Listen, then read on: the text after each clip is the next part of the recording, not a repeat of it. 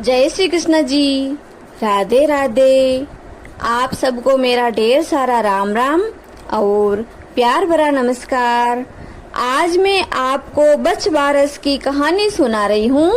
बछ बारस यानी गोवत्स द्वादशी। इसे 3-4 नामों से जाना जाता है, जैसे कि एक नाम तो इसका बछ बारस है, दूसरा नाम गोवत्स द्वादशी, तीसरा नाम ओंक द्वादशी और चौथा नाम इसका है वत्स द्वादशी। यह द्वादशी भाद्रपद मास के कृष्ण पक्ष में आती है।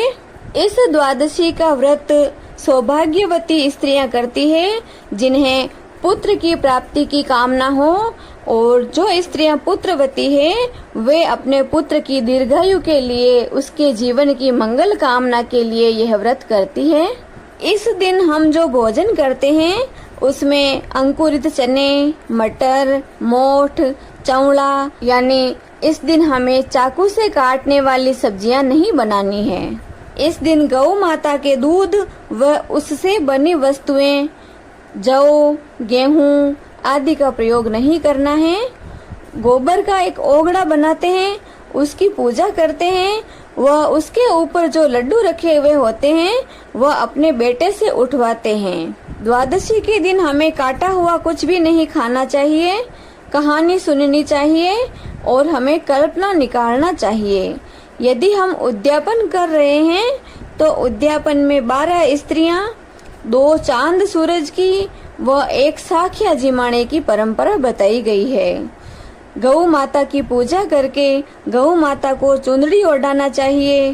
खाने में मोठ, चने की सब्जियां, बेसन की सब्जी जैसे कढ़ी, मक्के या बाजरे की रोटी या फिर चने की दाल की कोई मिठाई बना सकते हैं। अब हम बछ बारस की कहानी सुनते हैं।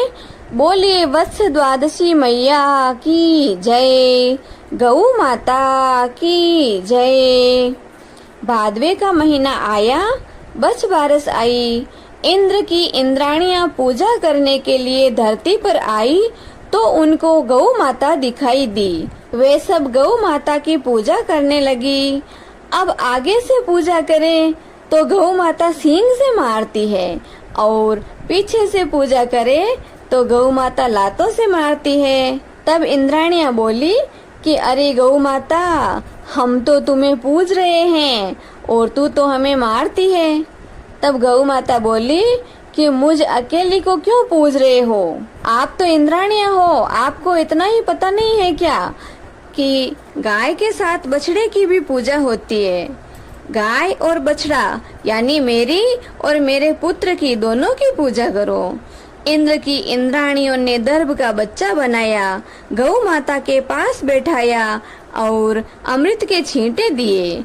गौ माता के पास आते ही बछड़ा जीवित हो गया और गौ माता का दूध पीने लगा। इंद्राणियों ने बड़ी खुशी से, बड़ी प्रसन्नता से गौ माता और बछड़े की पूजा की। फिर गाय अपने बछड़े को लेकर घर आई। गाय के साथ बछड़े को देखकर उसकी मालकिन ने उसे उसके घर में यानी बाड़े में नहीं घुसने दिया। तो गौ माता बोली कि अरे धीराणी, मैं तो जो हमेशा थी वही हूँ, तू मुझे अपने बाड़े में क्यों नहीं जाने देती?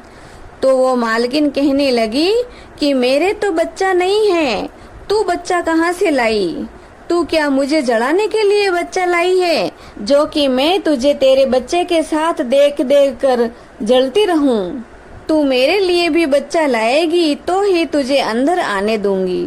तब गौ माता बोली कि अभी तो मुझे घर में ले लो, इस बछ बारस को तो मैं मेरे लिए बच्चा लाई हूँ, अगली बछ बारस को मैं तुम्हें भी बेटा दूंगी। मालकिन गौ माता की बात को राजी राजी मान गई और गौ माता को अंदर आने दिया। धीरे धीरे समय बीतता गया, अगली बछ बारस आ गई। गौ माता फिर से वन में चरने के लिए गई। इंद्रलोक की इंद्राणियां पूजा करने के लिए आई तो गौ माता पूजा नहीं करने दे रही थी। कभी सींगों से मार रही थी तो कभी लातों से मार रही थी। तब इंद्राणियां बोली कि हे गौ माता, हमने तो तुम्हें बच्चा दे दिया था, अब तुम्हें क्या चाहिए?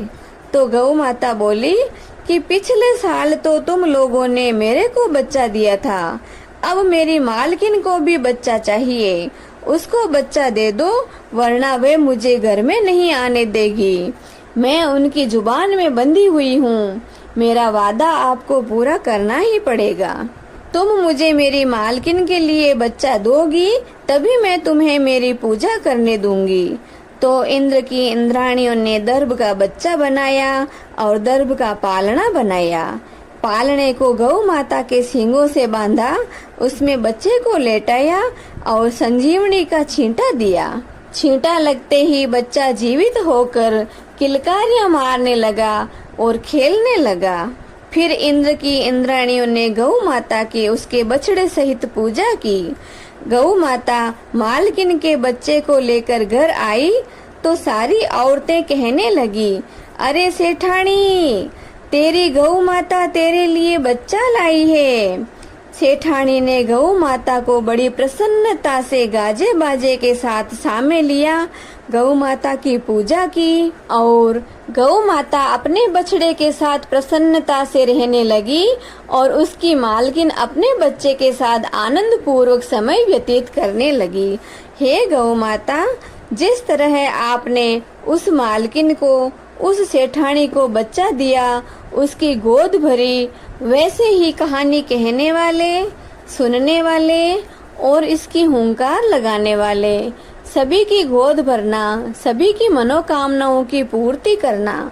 बोलिए बछबारस मैया की जय, गौ माता की जय। जय श्री कृष्ण जी। राधे राधे।